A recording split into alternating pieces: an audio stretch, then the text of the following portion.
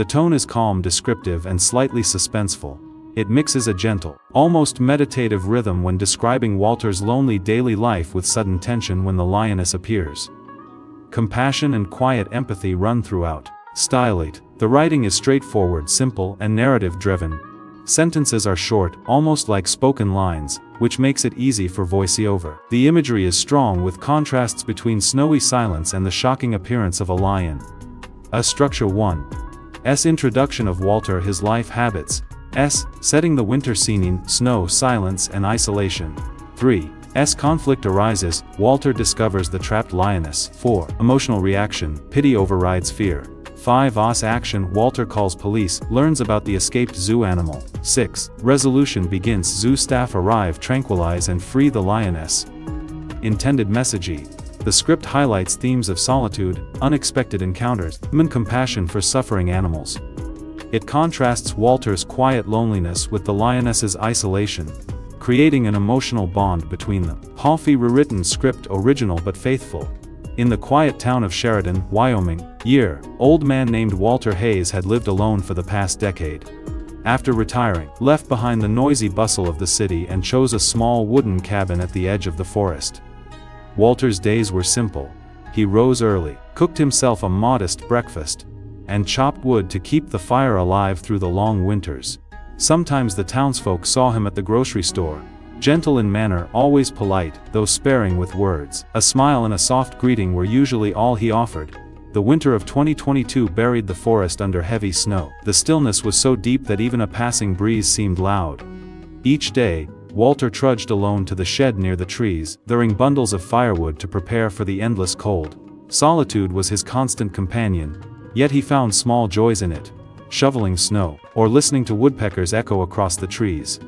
Snow piled high, blanketing his roof and swallowing the old wooden fence in white. Walter always thought of this place as safe, aside from the deer and the occasional wolf. He never imagined that this winter would bring something that would change his life forever.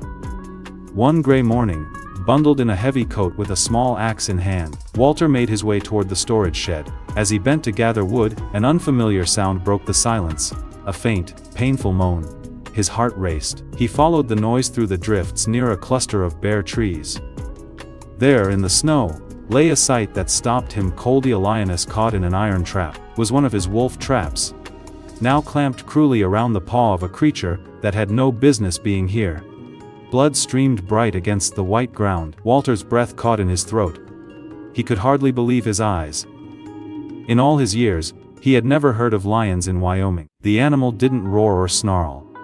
She trembled, licking at her wound, whimpering softly as if pleading for help.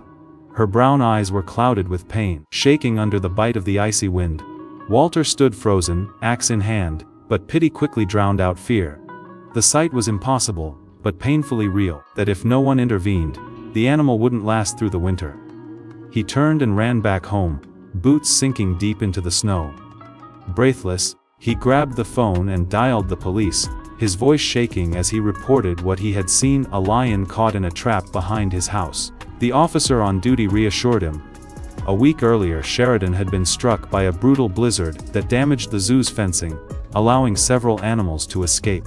Among them was a lioness named Aria, who had been missing since. She had lived alone for years at the zoo, after being separated from her pride in Africa. Told Walter to stay inside, lock his doors, and wait for help. Still restless, he sat at his desk and searched her name online. Old photographs showed the same sad, wild eyes, filled with loneliness.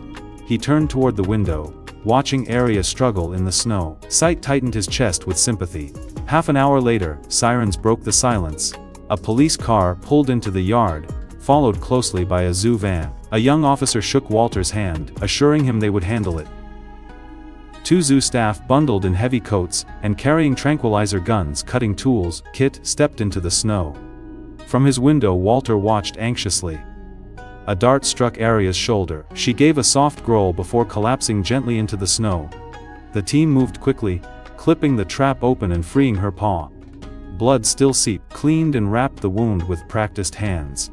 Aria lay motionless, her breathing shallow but steady, her eyes finally closed. As if she had finally found a moment of peace, Aria lay still in the snow.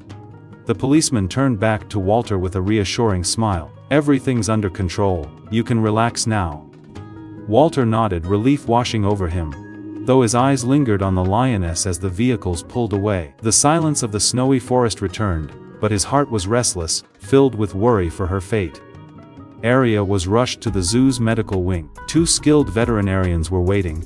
They carefully cleaned the wound, numbed the injured paw, and stitched it with precision. Antibiotics, painkillers, were given to restore her strength after days of wandering, hungry and exhausted. Hours later, Aria slowly opened her eyes. She looked around with heavy lids, then weakly tore into a few pieces of red meat. The doctors exchanged hopeful glances. Her body was recovering, though her eyes still carried a sadness that no medicine could heal.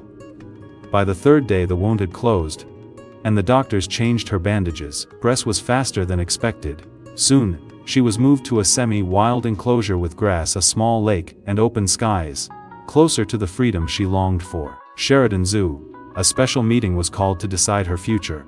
Many staff felt that keeping her behind bars would condemn her to a life of loneliness. After a long silence, the director rose and delivered an emotional decision. Aria would be released back into the wild.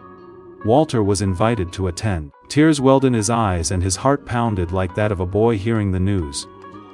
A month later, once fully healed, Aria was loaded into a large transport cage and placed on a specialized truck. Her journey began. She was taken to the international airport. Preparations were made for a flight to Africa. Walter stood nearby, watching her departure. He imagined those sorrowful eyes finally glimpsing the freedom they deserved. Plane landed in South Africa at Kruger Game Reserve, one of the largest and most vibrant wild sanctuaries in the world. Local rangers, and American zoo staff, coordinated her release.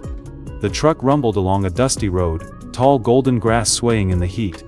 When the iron gate swung open, poured in, Aria hesitated for a heartbeat, then stepped forward. She inhaled deeply, the scent of dry earth, the rush of warm wind, the chorus of birds, quivered with recognition. Then, with sudden strength, she bolted. Her sleek frame stretched into motion, vanishing into the vast savanna like a golden flame.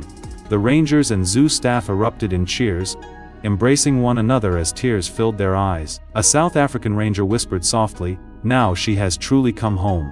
Though far away in Wyoming, Walter followed the news closely. He learned of her release, a gentle smile spread across his face.